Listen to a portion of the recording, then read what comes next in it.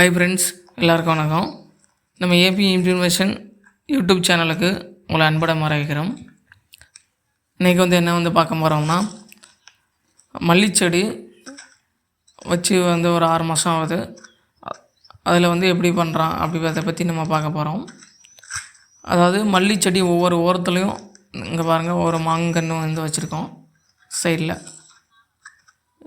அதாவது மாங்கன்று இதுலேயும் வச்சுருக்கோம்.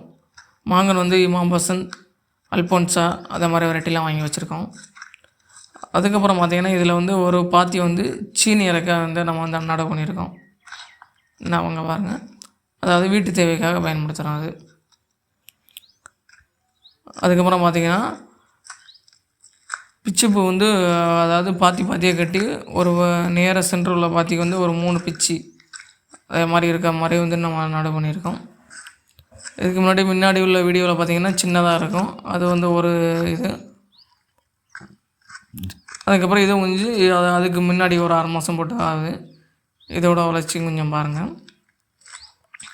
இதில் பிச்சி செடியில் நீங்கள் ரொம்ப பார்த்திங்கன்னா அதாவது களை, அதாவது மருந்து அடிக்கிறது தான் நமக்கு பெரிய செயலாக இருக்கும். ஏன்னா அதாவது பிச்சி செடியை பொறுத்தவரை